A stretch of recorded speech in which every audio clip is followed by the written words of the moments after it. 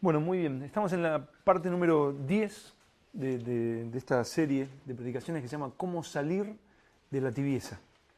Y verdaderamente espero que estemos saliendo de la tibieza y no solo incorporando conocimiento para saber cómo salir, si algún día se me ocurre, ¿no? Y esta parte número 10 se llama ¿Por qué la humillación y el arrepentimiento? O sea, ¿por qué la humillación y el arrepentimiento? Y para esto vamos a comenzar leyendo Primera de Samuel, el primer capítulo. Primera de Samuel, capítulo 1, en adelante. ¿Sí? Primera de Samuel, capítulo 1, en adelante. Vamos a ver el ejemplo de una mujer que genuinamente se humilló. ¿Sí? O sea, una humillación auténtica y que nos tiene que dar ejemplo, ¿no? Primera de Samuel, capítulo 1, en adelante. Dice, hubo un varón de Ramataim, de Sofim, del monte de Efraín, que se llamaba Elcana, hijo de Jeroam, hijo de Eliú, hijo de Toú, hijo de Suf, efrateo. Y tenía él dos mujeres, este hombre Elcana tenía dos mujeres. El nombre de una era Ana y el de la otra Penina. Recuerden que estamos en el Antiguo Testamento donde los hombres tenían varias mujeres, ¿no? Y tenía él dos mujeres. El nombre de una era Ana y el de la otra Penina. Y Penina tenía hijos, mas Ana no los tenía. Aquí algo importante en la historia, ¿no? O sea, Ana no tenía hijos, pero Penina sí tenía hijos. Y todos los años aquel varón subía de su ciudad para adorar y para ofrecer sacrificios a Jehová de los ejércitos en Silo, donde estaban dos hijos de Elí, Ofni y Finés, sacerdotes de Jehová. O sea, este hombre, Elcana, subía con sus esposas y sus hijos a adorar al Señor.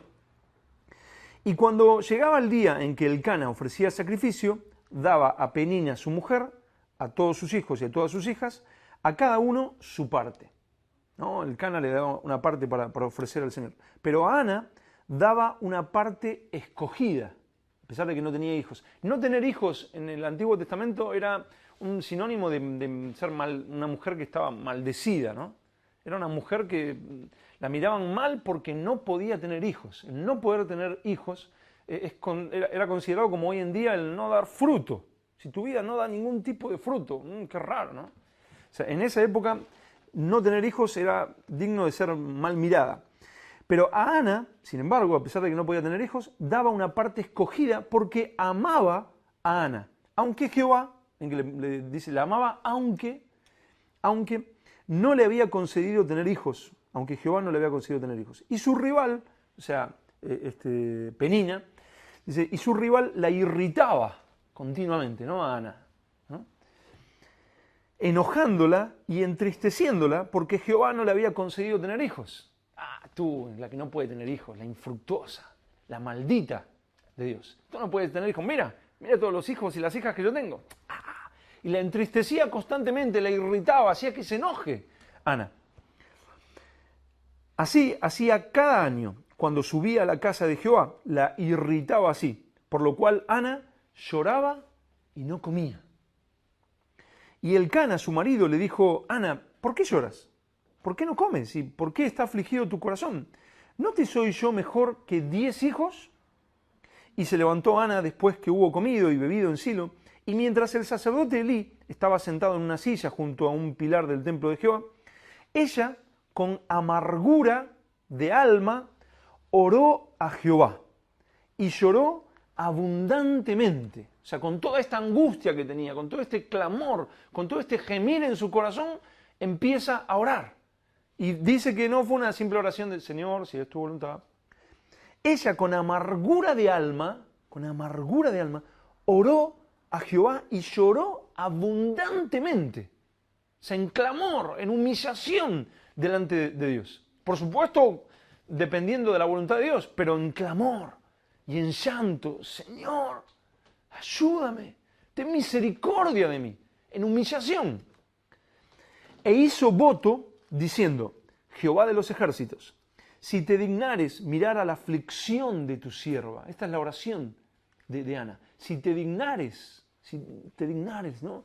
mirar a la aflicción de tu sierva y te acordares de mí y no te olvidares de tu sierva, sino que dieres a tu sierva un hijo varón, yo lo dedicaré a Jehová todos los días de su vida y no pasará navaja sobre su cabeza. Eso significa, no sé si se recuerdan que lo hablamos, voto nazareo, ¿no? Dedicado al Señor completamente. Eso es lo que tenía Sansón y por eso tenía esa fuerza, porque estaba consagrado en un voto nazareo. Mientras ella oraba, ¿cuánto? Largamente delante de Jehová, Elí estaba observando la boca de ella. O sea, imagínense a este sacerdote Elí mirando a esta mujer, ¿no? Así, ¿no? Sin decir nada, o sea, sin que salga ningún sonido, pero, ¿no? Entonces Elí la miraba y decía, ¿esta mujer qué le pasa, no? Dice, Elí estaba observando la boca de ella, pero Ana hablaba en su corazón y solamente se movían sus labios y su voz no se oía. Y Elí la tuvo por ebria. Esta mujer ahí, o sea, en una fiesta al Señor, borracha ahí, ¿no? Pero Ana hablaba en su corazón y solamente se movían sus labios y su voz no se oía y Elí la tuvo por ebria. Entonces le dijo Elí, ¿hasta cuándo estarás ebria? Digiere tu vino. O sea, es menospreciada, ¿no? Menospreciada por su enemiga, digamos así, por Penina. Menospreciada por el sacerdote, ¿no? Y Ana le respondió diciendo, no, Señor mío, yo soy una mujer atribulada de espíritu. No he bebido vino ni sidra, sino que he derramado mi alma. Lloraba amargamente, en aflicción. Oraba largamente y dice, he derramado mi alma. O sea, yo soy una mujer atribulada de espíritu, no he bebido vino ni sidra, sino que he derramado mi alma delante de Jehová. No tengas a tu sierva por una mujer impía, porque por la magnitud de mis congojas y de mi aflicción, he hablado hasta ahora. He estado orando por la magnitud de mis congojas, de mi aflicción, y he derramado mi alma delante del Señor, clamando a Él por su misericordia, ¿no? Elí respondió y dijo, ven en paz, y el Dios de Israel te otorgue la petición que le has hecho. Y ella dijo, hace tu sierva gracia delante de tus ojos. Y se fue la mujer por su camino, total humillación, ¿no? Se fue la mujer por su camino y comió y no estuvo más triste. Derramó en humillación su alma delante del Señor, clamó largamente, pero luego se levantó y no estuvo más triste. Lo que hablamos el viernes pasado, ¿no? O sea, derramó su corazón, puso toda su carga delante del Señor y no se levantó y dijo, me olvidaba algo y me lo vuelvo a llevar. Sino, echa sobre el Señor tu carga y Él te sustentará, echando toda vuestra ansiedad sobre Él, porque Él tiene cuidado de vosotros. O sea, todo ese clamor, toda esa humillación delante del Señor. No empezó a buscar algún camino paralelo, no se enojó y empezó a pelear contra Penina o contra su esposo, diciéndole, serás tú el que no puede. O sea, se postró delante del Señor, se humilló en clamor, Señor, tú eres mi fuerza, yo no doy fruto, no tengo fruto, Señor, pero tú eres mi fuerza, Señor, en humillación.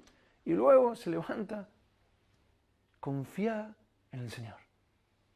Y no solo eso, sino que dice, si tú haces el milagro de que yo dé fruto, esta humilde sierva que no soy nada, ese fruto yo lo consagro a ti, Señor.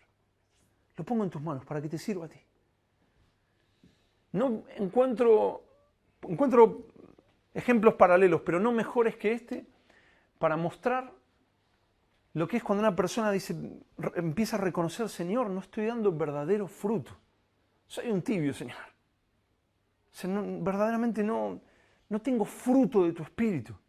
No tengo fruto de tu obra en mí y a través de mí. Y la persona empieza en humillación a clamar y decir, Señor, te necesito. Señor, dame fruto. Haz que este humilde siervo que no tiene nada para darte, hace el milagro de que dé fruto. Si tú lo haces, yo no usaré ese fruto para mí. Simplemente que te glorifique a ti, Señor. Que eso que tú haces en mí sea para tu gloria. Que mi vida, Señor, que no sirve para nada, haz un milagro, Señor, y que te sirva a ti. y te glorifique a ti. Si me das un hijo, yo lo consagro para ti, Señor.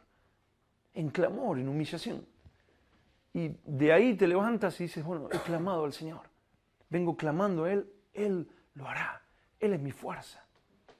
Y por supuesto, ¿qué sucede después de esto? En el versículo 19, y levantándose de mañana, adoraron delante de Jehová y volvieron y fueron a su casa en Ramá. Y Elcana se llegó a Ana, su mujer, y Jehová se acordó de ella. Aconteció que al cumplirse el tiempo, después de haber concebido a Ana, Dios hace el milagro de que dé fruto. Después de haber concebido a Ana, dio a luz un hijo y le puso por nombre Samuel, que fue ese juez del pueblo de Israel, ese profeta, diciendo, por cuanto lo pedía Jehová. Después subió el varón Elcana con toda su familia para ofrecer a Jehová el sacrificio acostumbrado y su voto.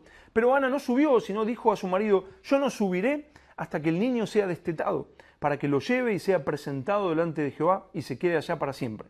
Y Elcana, su marido, le respondió, haz lo que bien te parezca, quédate hasta que lo destetes, solamente que cumpla Jehová su palabra. Y se quedó la mujer y crió a su hijo hasta que lo destetó.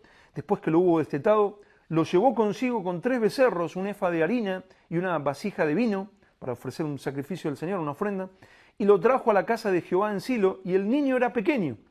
Y matando el becerro, trajeron el niño a Elí, y ella dijo, oh Señor mío, vive tu alma, Señor mío, yo soy aquella mujer que estuvo aquí junto a ti orando a Jehová. Por este niño oraba, y Jehová me dio lo que le pedí. Yo pues, como él me lo dio, yo pues lo dedico también a Jehová. Todos los días que viva será de Jehová. Y adoró así a Jehová. O sea, Dios se lo dio, Dios empieza por tu clamor, por tu humillación, Dios empieza a hacer su obra en ti, empieza a dar fruto, un carácter cristiano, una vida cambiada. Dios empieza a utilizar eso y tú dices, esto es para el Señor. Esta es obra de Dios. ¿Quién le dio ese hijo? Dios. Pero Penina también tenía hijos. Y eso me hace acordar a esa diferencia entre aquellos que dan abundante fruto, esas viñas, recuerdan que vimos en Oseas 10, que dan abundante fruto, pero para sí mismos. Fruto carnal, ¿no? Una iglesia, una persona que puede estar inventando fruto, parece que está dando mucho fruto. Y se ríen y dicen, estos que hablan de humillación y que hablan de arrepentimiento y que hablan de santidad. Pero que el Señor nos encuentre como Ana, clamando, humillados delante del Señor, y que sea Dios el que dé el fruto a través nuestro. Y nosotros diciendo, sí, es verdad, no somos nada. Es verdad, somos simples pecadores arrepentidos. Yo no podía. Yo me encontré que no podía dar verdadero fruto. Yo no puedo tener una vida de oración humanamente. Yo no puedo amar la palabra. Amo el pecado y no la palabra. Yo no puedo amar su presencia. Yo no puedo dejar el pecado. Yo no puedo tener genuino amor. Un amor que pueda amar a un enemigo. Yo no puedo tener esa paciencia, esa misericordia, esa mansedumbre, esa templanza que solo Dios puede hacer a través mío. No puedo. Pero Él sí. Y como Ana, postrado, y Señor, y Él da fruto, y Señor, es tu obra, Dios, es tu obra en mí. Y miren la oración de Ana, en el capítulo 2, versículo 1, dice, y Ana oró, ¿no? Si leemos un poquito antes, dice, y adoró allí a Jehová. Y Ana oró y dijo, mi corazón se regocija en Jehová. Deleitándose no en lo que yo puedo hacer, sino en lo que Él hace, con el peor. Como decía Pablo, con el peor de todos, con el primero de los pecadores. Mi corazón se regocija, se deleita, se goza en Jehová. Mi poder se exalta en Jehová. O sea, es el poder de Dios en mí dando fruto. Mi boca se ensanchó sobre mis enemigos. Aquellos que se reían y decían, ay, Ana, no puede dar fruto, no puedes, maldita. Mi boca ahora se ensancha, diciendo, no, mi fuerza es Jehová, mi fuerza es el Señor, Él es grande, Él es poderoso. Mi boca se ensanchó sobre mis enemigos por cuanto me alegré en tu salvación. no hay santo como Jehová, porque no hay ninguno fuera de ti, y no hay refugio como el Dios nuestro. No multipliquéis palabras de grandeza y altanería. Cesen las palabras arrogantes de vuestra boca, porque el Dios de todo saber es Jehová, y a Él toca el pesar las acciones. Los arcos de los fuertes fueron quebrados. Cuando tú crees que puedes, cuando tú, no, es que yo sí, es que yo hice, es que tú no hiciste nada. Si algo bueno has hecho ha sido el Señor, solo el Señor. Los arcos de los fuertes fueron quebrados y los débiles se ciñeron de poder. Aquel que dice, no, sí, porque nosotros estamos ganando no sé qué, estamos haciendo no sé cuánto, porque nosotros somos la iglesia, no sé qué. Ay, los arcos de los fuertes fueron quebrados, cuidado. Pero los débiles, ¿qué pasó? Se ciñeron de poder. Aquel que se presenta débil delante del Señor. Los saciados se alquilaron por pan. Los que creen, no, es que nosotros, es que yo soy el apóstol de no sé qué, es que yo no sé qué, es que tú nada. Cuidado, porque los que se creían que estaban saciados, se terminaron alquilando por pan, para comer un poquito. Pero dice, y los hambrientos dejaron de tener hambre. Hasta la estéril ha dado a luz 7. Y la que tenía muchos hijos, languidece. Jehová mata y Él da vida. Él hace descender al Seol y hace subir. Jehová empobrece y Él enriquece. Abate y enaltece. Él levanta del polvo al pobre y del muladar exalta al menesteroso para hacerle sentarse con príncipes y heredar un sitio de honor. Porque de Jehová son las columnas de la tierra y Él afirmó sobre ellas el mundo. Él guarda los pies de sus santos. Mas los impíos perecen en tinieblas, porque nadie será fuerte por su propia fuerza. Nadie. Nadie. Tú miras tal vez a alguien y dices, uy, qué hombre de Dios. Qué glorioso es el Señor. Nadie será fuerte por su propia fuerza. En esta serie hemos estado hablando mucho sobre la humillación delante de Dios y el arrepentimiento, ¿no? Y surge quizás una pregunta. ¿Por qué la palabra de Dios hace tanto énfasis en la humillación y el arrepentimiento delante de Dios? ¿Por qué la humillación y el arrepentimiento son tan importantes para Dios? ¿Por qué? ¿Por qué estamos haciendo tanto énfasis? ¿Y por qué encontramos en la palabra esto? ¿Por qué el Señor tuvo que esperar a ese momento en que esta pobre mujer se postre y llore y llegue a su momento cúlmine, a su momento máximo de quebrantamiento? ¿Por qué esperar ese momento? ¿Por qué Dios no vio antes? ¿No había visto? Recuerdo un pastor hace muchos años, pobre, un día lo escuché predicar una cosa que me pareció una locura y decía, es que el Señor, dice, muchos pasajes dice la palabra, y vio Jehová. Dice, a veces tenemos que llamar a su atención, porque si no, Él no ve. Es una locura. Dios siempre ve. Siempre. Pero ¿por qué no lo hizo antes? ¿Por qué esperó hasta ese momento? ¿Por qué la palabra de Dios hace tanto énfasis en la humillación? ¿Por qué busca nuestra humillación, nuestro arrepentimiento, nuestro quebrantamiento? Hay una gran verdad. Aunque lloremos de tal manera que dupliquemos los mares, tú empiezas a llorar y llorar y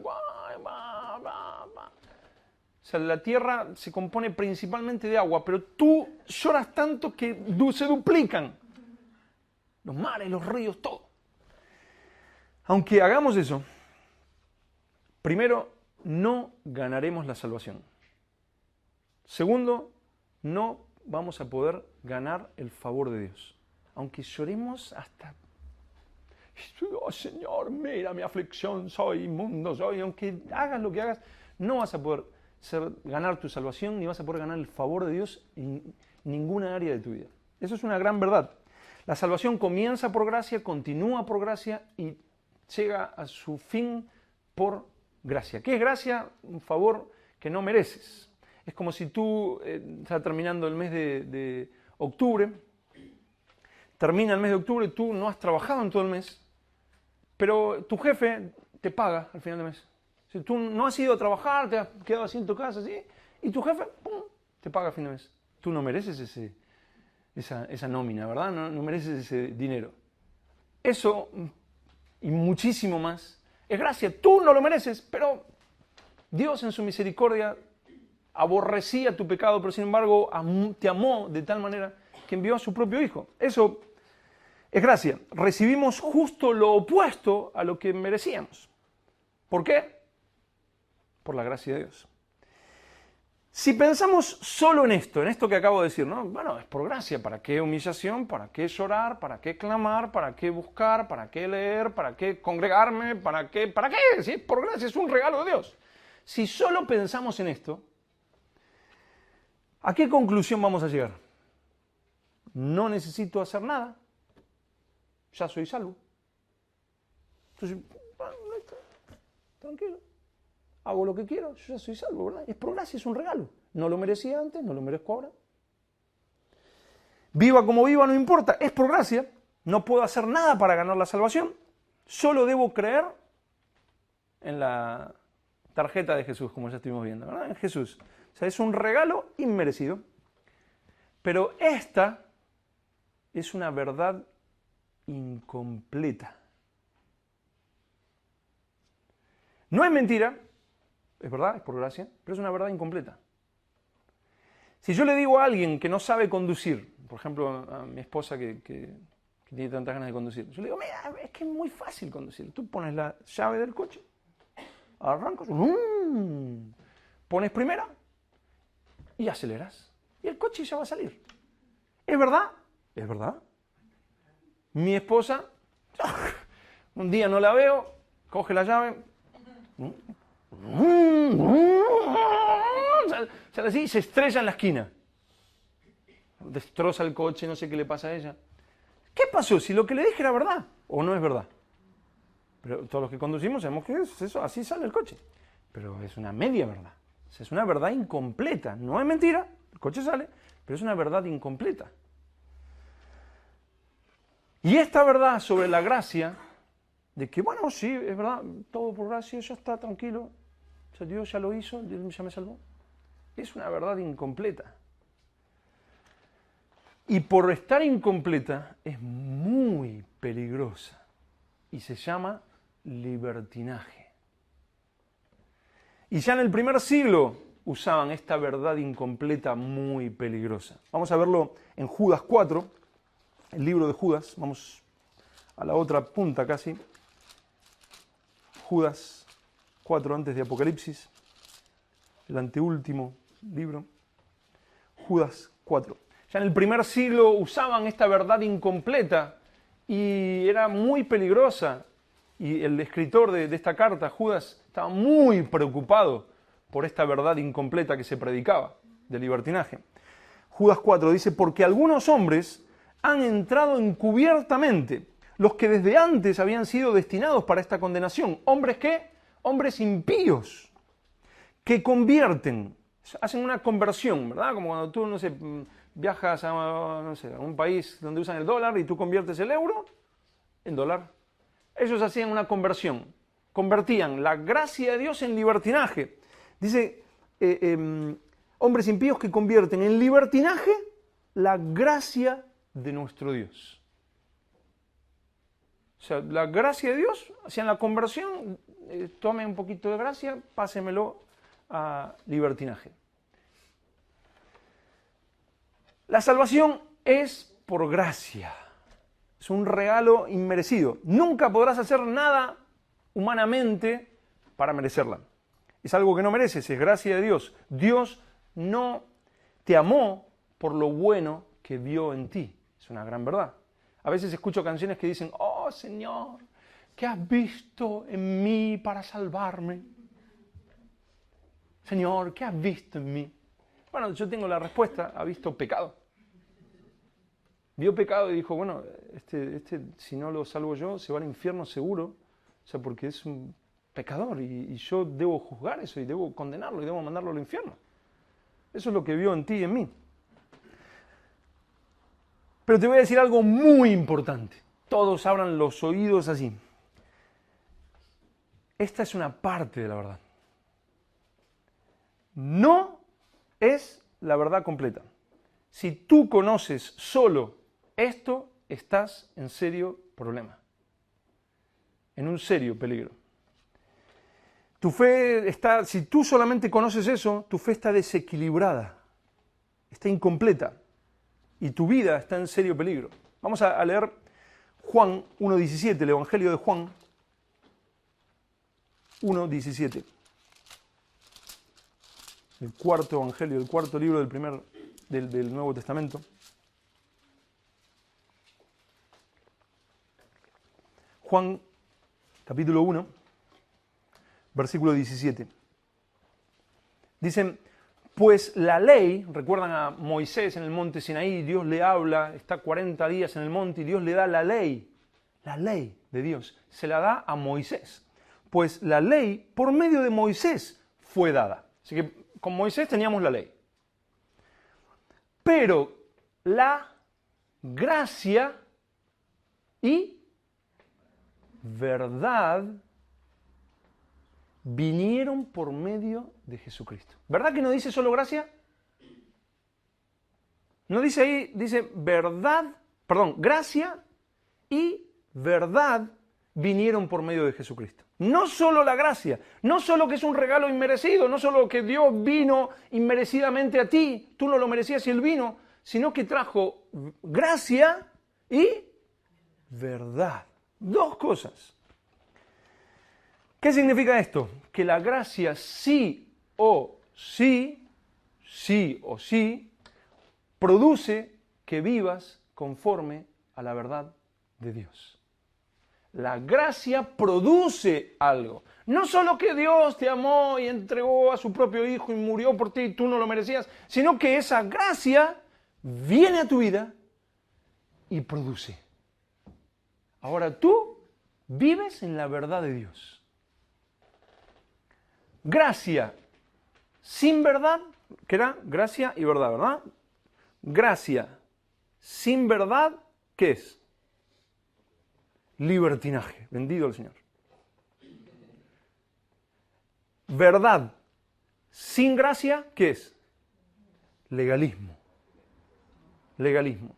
Gracia sin verdad, o sea, la gracia, yo vivo de cualquier manera, Dios sabe, Dios me entiende, Dios me ama, es un regalo, hermano, no me condenes. Gracia sin la verdad, libertinaje, como los de Judas 4. Verdad, o sea, sí, Dios es santo, debo agradarle, pero sin la gracia de Dios es legalismo y te lleva al infierno, tú no puedes. Encuentras que no puedes, que lo intentas, pero no puedes. Las dos cosas juntas, ¿qué producen? El Evangelio de Jesucristo. Gracia y verdad trajo Jesucristo. El Evangelio de Jesucristo, gracia y verdad. Las dos cosas. La gracia de Dios, si tuviéramos una iglesia muy pentecostal, les diría, dile a tu hermano esto. Que se usa como para remarcarle, ¿no? Para que la persona lo escuche otra vez, lo diga, ¿no? Pero con que lo escuchen ya creo que basta. La gracia de Dios siempre produce obras.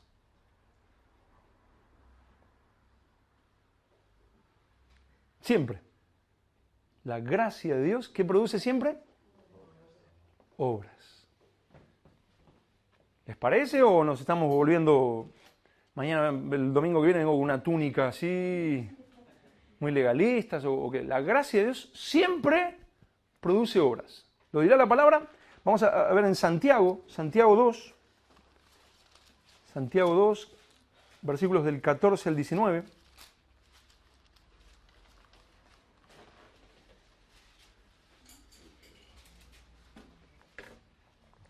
Santiago capítulo 2, versículos del 14 al 19.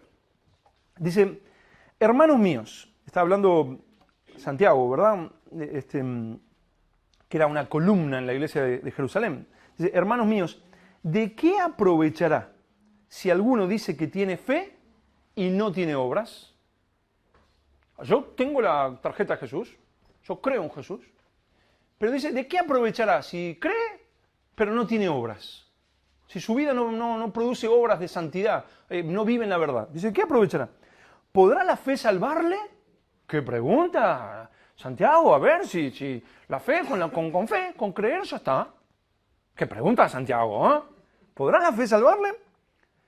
Y si un hermano o una hermana están desnudos y tienen necesidad del mantenimiento de cada día, y alguno de vosotros les dice, id en paz, calentados y saciados, pero no le dais las cosas que son necesarias para el cuerpo, ¿de qué aprovechará? Así también, la fe, vamos a leerlo súper lento, la fe, si no tiene obras, es muerta en sí misma. O sea que una fe sin obras, una fe que no produce una vida de santidad, una fe que no produce una vida de comunión con Dios, una fe que no produce una vida transformada, está muerta. No importa qué lindo cantas, cuánto dices que crees en Jesús, hace 50 años que estás en la iglesia, no importa. La fe, si no tiene una vida cambiada, está muerta. Te estás engañando. Te han engañado. Te vendieron gato por liebre, o algo así. Pero alguno dirá en el 18, tú tienes fe y yo tengo obras. Muéstrame tu fe sin tus obras y yo te mostraré mi fe por mis obras. ¿La fe se ve? Acá dice que sí. Ay, hermano, no me juzgue. Dios conoce el corazón. Hace poco vi un músico todo tatuado, ¿no? Todo tatuado, los pendientes y todo así, ¿no? Con su guitarra, ¿no? Entonces hablaba, ¿no? En un vídeo que me pasaron. Y él decía, tranquilo, Dios mira tu corazón, no mira tu apariencia, Él mira tu corazón. Yo digo, ¿esa persona sabía lo que estaba diciendo? Porque lo que le estaba diciendo a la gente que lo oía, le estaba diciendo, mira, Dios está mirando las intenciones de tu corazón. Y no importa lo que digas tú, no importa si dices que crees, no importa 1000 cosas que puedas supuestamente hacer, pero Dios va a juzgar lo profundo de tu corazón, le estaba diciendo. Casi que lo busco y iba a decir, hermano, no me condenes. Eso de que dicen, no importa tu apariencia, Dios mira tu corazón. ¿Saben lo que significa eso? ¿Que Dios mira el corazón? Dios mira el corazón. Yo puedo estar predicando, pero si yo estoy predicando con un corazón errado, Dios me juzgará. La fe se ve. La persona, no, tú no sabes. ¿Quién conoce el corazón? Se ve si tienes fe verdadera. Se ve si eres cristiano. Se ve si tienes una relación con Dios. Se ve. ¿Cómo se ve? La fe produce obras. Produce una vida cambiada, algo imposible. Pasas de caminar por el terreno que caminan todos, ahora caminas sobre el agua. Como Pedro. O sea, caminas sobre lo sobrenatural, sobre lo imposible. Tú amas como no podías amar, tú tienes paciencia como no la tenías. Tú amas a aquel que el otro no puede ver. Y tú entregas tu propia vida por ese que los demás no pueden ver. ¿Tú tienes fe? Muéstrame tu fe sin tus obras y yo te mostraré mi fe por mis obras. Lo ve tu esposa, lo ve tu esposo, lo ven tus hijos, lo ven tus padres, lo ven en tu trabajo. En tu trabajo dicen, hay algo raro con esta persona, es rara. Es fe. ¿Tú crees que Dios es uno? Qué bueno. ¿Así que crees en Dios? Qué lindo. Qué hermoso. ¿De verdad crees que Dios existe? Qué fuerte. Pero ¿tú crees que Dios es uno? Bien haces. También los demonios creen. Y tiemblan. Y nosotros a veces ni temblamos. O sea, creo que Dios existe. Los demonios también. Qué lindo. ¿Pero son salvos los demonios? No. O sea, la fe genuina en Jesucristo produce un cambio. Sí o sí. ¿Sabes algunas cosas de la Biblia? Vienes a la iglesia y crees que crees. Pero la fe sin obras está muerta. ¿Qué significa eso? Que la verdadera gracia de Dios produce un cambio radical en una persona. No es que nosotros cambiamos porque hemos conocido al Señor. No es que, voy a cambiar de vida porque me hice cristiano. A partir de ahora no voy a ser más. No. No. Dios ha venido a tu vida por gracia y esa gracia produce un cambio. ¿No ha producido ese cambio en tu vida? Comienza a clamar. Acércate como Ana. Señor, ¿qué pasa con mi vida? Señor, perdón, ayúdame, Señor. Necesito dar fruto y no lo estoy dando. En Efesios, no lo lean, pero si quieren anotarlo, en Efesios 2, capítulo 2, versículos del 8 al 10, habla de que es por gracia. Por gracia sois salvos. Y esto no de vosotros, pues es un regalo de Dios, es un don de Dios. Pero luego sigues leyendo y dice que somos hechura suya, creados en Cristo Jesús, para buenas obras. Gracia, obras. Gracia, obras. Gracia y verdad. Fe, obras. Siempre. Cuidado con las verdades incompletas. Dios te ha dado su gracia. Antes éramos ciegos, sordos ante Dios. Muertos en delitos y pecados, como dice Efesios 2.1. No podíamos acercarnos a Dios, no podíamos amar genuinamente a Dios. Ahora su gracia en ti te ha dado todo lo necesario para vivir como un hijo de Dios. Todo lo necesario. Tenemos todas las cosas necesarias para agradar a Dios. El mandato es, todo eso que Dios te ha dado, si verdaderamente has nacido nuevo, debes usarlo. Por ejemplo, 2 de Pedro 3:18 nos manda, dice, creced en la gracia. 2 de Timoteo 2:1 nos ordena, esfuérzate en la gracia que es en Cristo Jesús. Creced en la gracia, esfuérzate en la gracia. Dios te lo ha dado, ahora úsalo. ¿Se entiende? ¿Sí? ¿Se entiende? Ahora que hemos dejado claro todo esto, ¿por qué la palabra de Dios insiste tanto en nuestra humillación y arrepentimiento? ¿Por qué? ¿Por qué insiste tanto en esto, de humillarnos ante Dios? ¿Será Luis que no sé, que le ha agarrado un espíritu de humillación? ¿Será que me quiere ver ahí tirado, llorando? No me quiere ver feliz. ¿O será el Señor? Hay un versículo, vamos a buscarlo en Juan 1.5, que para mí tiene mucho que ver, Juan 1.5. Juan 1.5.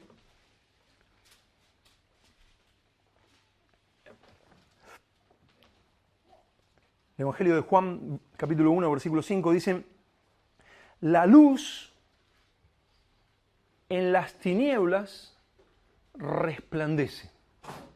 Y las tinieblas no prevalecieron contra ella. ¿Dónde resplandece más la luz? ¿Dónde se ve más la luz? Por ejemplo, las estrellas en este momento están, no se fueron, no han ido a su casa. Dicen, a ver si llego tarde a mi trabajo de estar ahí en el cielo. O sea, están ahí, pero no se ven porque hay mucha luz. Pero cuando llega la noche, las estrellas... Y uno dice, ¡ay, qué hermosa! En esa noche clara, ¿no? Todo bien oscuro, pero se ve bien clara la luna. Se ve bien claras las estrellas. La luz en las tinieblas resplandece. Esa es una gran verdad. Al verme en completa oscuridad yo mismo, cuando yo veo mis tinieblas, cuando veo mi pecado, cuando veo lo malo que soy, lo diferente que soy a Cristo, el cero de amor genuino que tengo, porque hago algo supuestamente por amor, pero en realidad estoy esperando comprar algo. Mi cero de paciencia, mi cero de templanza, de mansedumbre, de fe genuina, de fidelidad a Dios. Nada que tengo de oración semanal, de lectura de la palabra. Cuando veo mis tinieblas, cuando veo mi pecado, la gracia de Dios se ve más claramente. La luz en las tinieblas resplandece.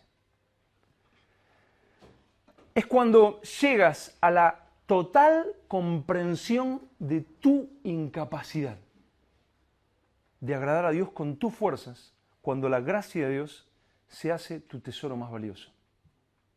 Lo voy a volver a leer.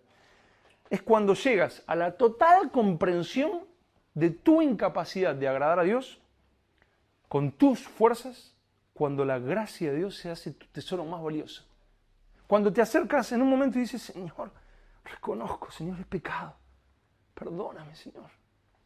Perdón, Señor, lo reconozco y, Señor, yo creo en ti, gracias por perdonarme, Señor, gracias por limpiarme, gracias por lo que tu Hijo hizo por mí. Eso se llama gracia y verdad. Tú te levantas de ahí y dices, qué hermoso es el Señor. Al rato sales y lo vuelves a hacer. Señor, ya no sé cómo decírtelo, perdón, Señor, he pecado, Señor, pero yo creo en ti, Señor, gracias. Tú dices, ¿cómo puede ser tan paciente el Señor, tan misericordioso? Al rato sales y lo vuelves a hacer. Y dices, ya no me da la cara para acercarme al Señor, ¿qué le voy a decir? Eso es porque todavía crees que tú puedes agradar a Dios. Entonces te acercas de vuelta y dices, Señor, perdón. Tantas veces, Señor, perdón. ¿Cómo puedes ser tan paciente? Es que yo soy paciente. Pero ¿cómo puedes ser tan misericordioso? Es que yo soy misericordioso. Señor, tu gracia es sublime. Mi gracia es sublime. Señor, pero ¿qué has visto en mí? Pecado. Pero la virtud está en mí. Yo amé al que no merecía ser amado. Te amé a ti. Señor, tu gracia es el tesoro más valioso de mi vida. Ya lo sé. Pero tú necesitas verlo.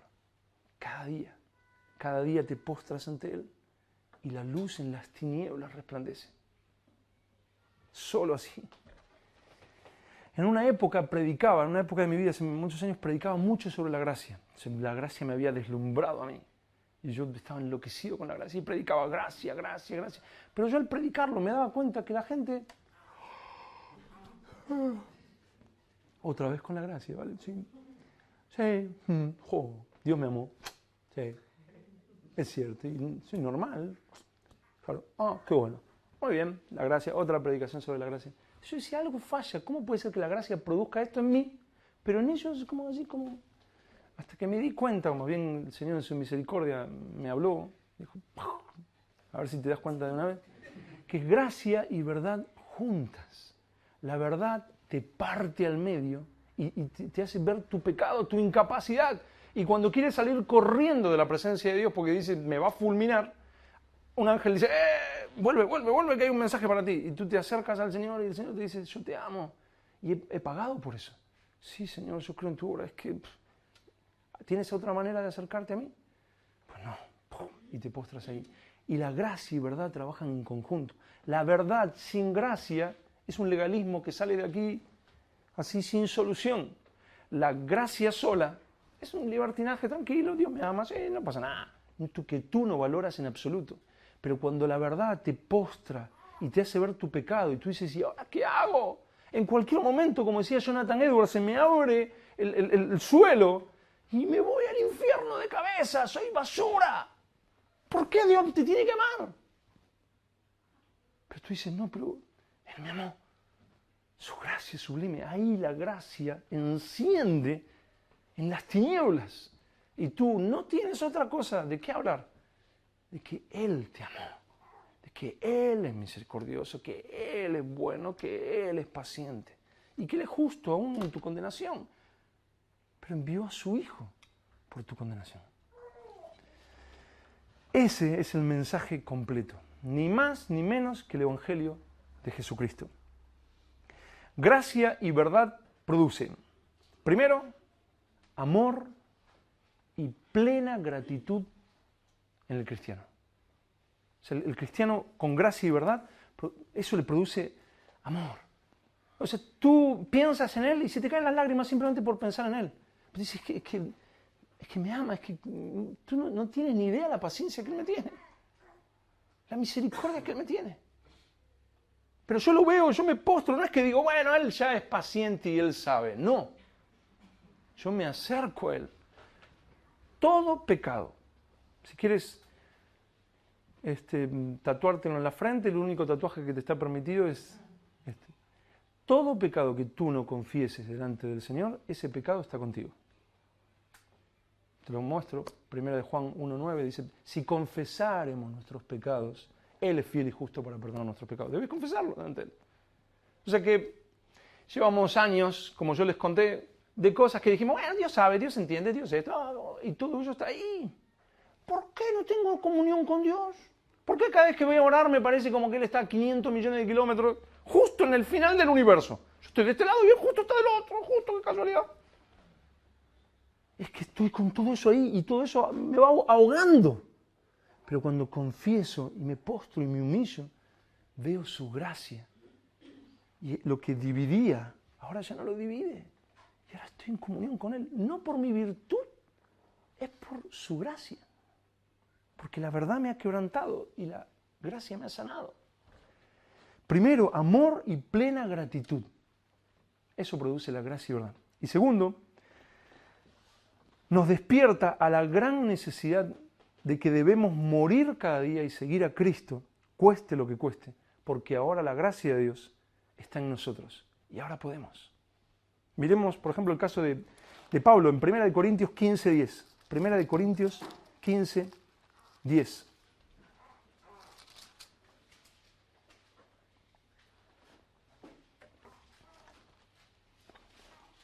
Sí o sí produce gratitud, quebrantamiento, amor, pasión por Cristo. Amor por Él, y sí o sí produce lo otro. Uy, debo morir, debo agradarle, debo predicar el Evangelio. El mismo apóstol que hablaba de la gracia de Dios, que decía, por gracia sois salvos, ese mismo apóstol decía, ¡ay de mí si no anunciar el Evangelio! No, Pablo, es por gracia, gracia y verdad. Él me ha salvado, Él ha hecho su obra en mí, Él me ha amado. Ahora, Él ha puesto su espíritu en mí. Ayer con Marcos nos dimos una panzada ahí de Romanos, estuvimos leyendo los dos, y disfrutábamos que decía en Romanos 8, decía que el Espíritu Santo nos ayuda en nuestra debilidad. ¿En qué debilidad? En tu debilidad. Tú vives en debilidad, yo vivo en debilidad. Y Él nos ayuda en nuestra debilidad. Y Él intercede por nosotros delante del Padre. Y luego decía, y Cristo intercede también por nosotros. Él nos ha dado todo lo necesario para vivir piadosamente. Todo lo necesario. Por supuesto, la carne lucha constantemente. Y gemimos, la creación gime para que venga la redención. Nuestra vida gime, el Espíritu Santo gime con gemidos indecibles. No son gemidos que yo pueda repetir, entre paréntesis. Pero gemimos por Señor, la redención de nuestro cuerpo. Cuando ya pasemos de corruptibles a incorruptibles. Pero tenemos todo lo necesario. El Espíritu Santo está en nosotros, dándonos fuerza, dándote convicción de pecado, llevándote a la santidad, dándote conciencia de Dios, dándote vida, la vida de Dios. Y tú alabas a Dios, lo quieres servir. Y Cristo es el sumo sacerdote, intercediendo siempre por nosotros. Tenemos todo lo necesario. Pablo lo entiende y dice, debo entregar mi vida en sacrificio por mi Señor. Y miren lo que dice en 1 Corintios 15:10. Pero por la gracia de Dios soy lo que soy. ¿Y qué es lo que eres, Pablo? Pero por la gracia de Dios soy lo que soy. Y su gracia no ha sido en vano para conmigo. Antes he trabajado más que todos ellos, los que venía hablando, los apóstoles supuestos que venía hablando. Pero no yo, sino ¿quién? La gracia de Dios conmigo. He trabajado más que todos ellos, pero no yo, sino la gracia de Dios conmigo. Es la predicación de la verdad, o sea, todo lo que venimos haciendo, en estas 9 predicaciones de cómo salir de la tibieza. Por momentos, algunos me miraban así como, ¿no? O así como, desánimo, ¿no? Esa predicación de la verdad, hermanos, Dios es santo. Y en la siguiente serie, cuando terminemos, nos quedan 3 de cómo salir de la tibieza y luego hablaremos de la santidad de Dios. Cuando veamos la santidad de Dios, es la verdad. Es la verdad, hermanos. Dios es santo. Dios es puro y aborrece el pecado. Esa predicación de la verdad, ¿sabes lo que debe hacer en nosotros? Nos debe humillar. La predicación de la verdad humilla al pecador. Y es la predicación de la gracia lo que exalta al Salvador. La predicación de la verdad humilla al pecador, pero la predicación de la gracia exalta al Salvador. La luz en las tinieblas resplandece. Necesitamos tanto una predicación como la otra predicación. El Salmo 119, 71 dice esto: bueno me es haber sido humillado. Bueno me es haber sido humillado, para que aprenda tus estatutos. Por ahí en el trabajo, o no sé, en tu casa, o un vecino, un familiar, lo que sea, pasas una situación de humillación, bueno me es haber sido humillado. ¿Para qué? Para que aprenda tus estatutos. Cuando se nos predica la verdad de Dios, que nos quebranta y que nos muestra el pecado, bueno me es haber sido humillado, para que aprenda tus estatutos. Cuando me acerco al Señor y me postro delante de Él y veo mi pecado, bueno me es haber sido humillado, porque ahí aprendo los estatutos de Dios. Y el Salmo 25:9 dice, encaminará, ¿quién? El Señor encaminará a los humildes por el juicio, por la verdad de Dios, por la justicia de Dios. ¿A quiénes encamina según esta palabra? A los humildes. El soberbio, ¡ay!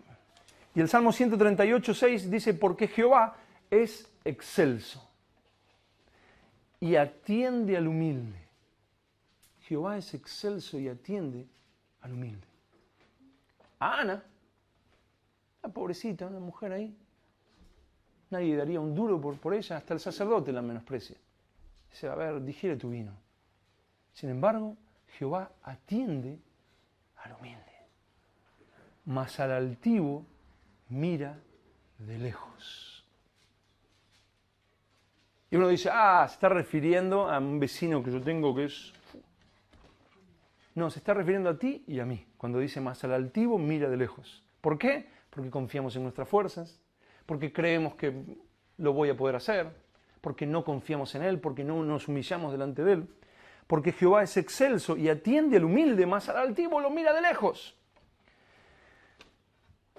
No hay, yo quiero dejarlo bien claro, no hay otro camino que te lleve al Señor.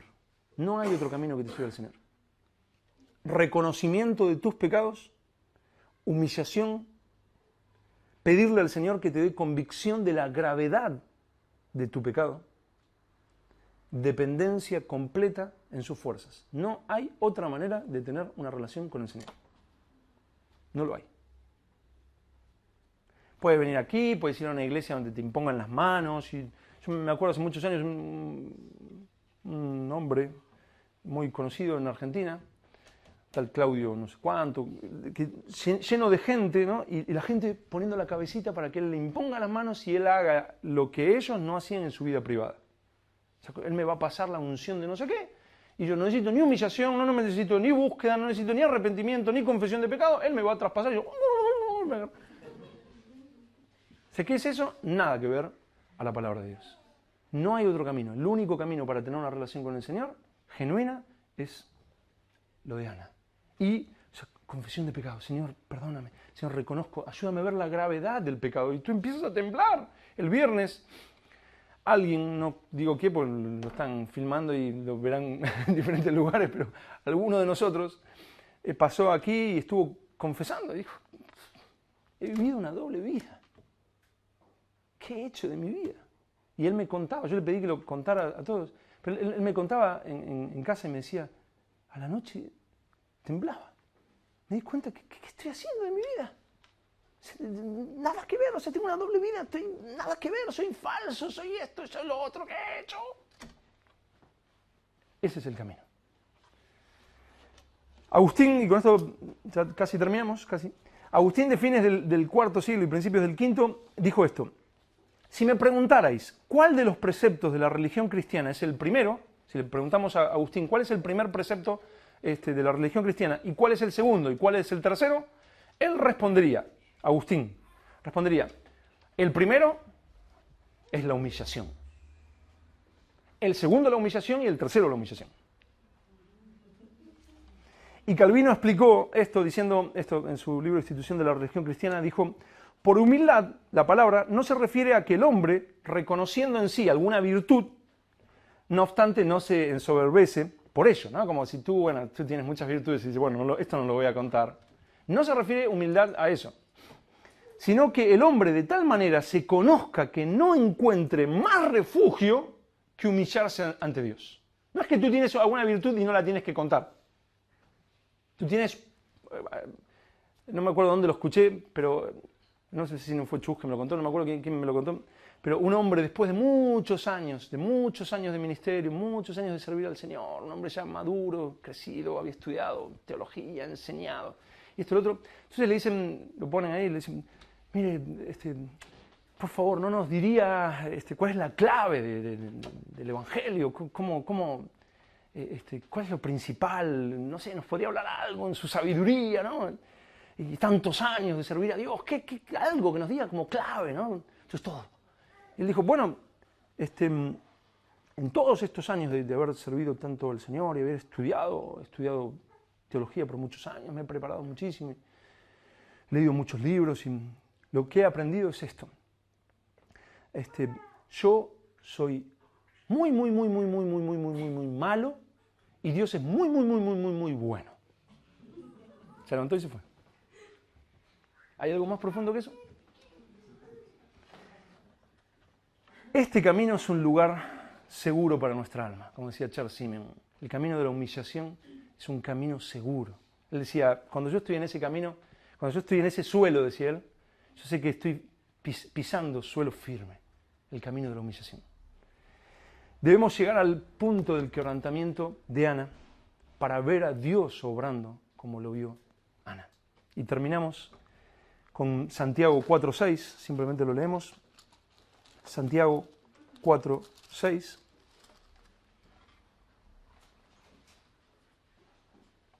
Por si nos quedaba alguna duda de por qué la humillación y el arrepentimiento, yo creo que nos ha servido un poco. Y si nos queda alguna duda sobre si es necesaria la humillación, Santiago 4:6 dice, pero Él da mayor gracia. Por esto dice, Dios resiste a los soberbios y da gracia a los humildes. Vuelvo a decir, no es para el que tienes al lado o para el vecino de enfrente. O sea, soberbio es aquel que no se postra cada día y le pide ayuda al Señor. Señor, ayúdame. Te necesito, muéstrame mi pecado, Señor, porque debo dar fruto. Pero Él, si tú lo haces, cuando tú te encuentras en el fondo y tú te ves ultra pequeñito, ahí es donde Él se ve enorme y sublime, porque Él da gracia al humilde.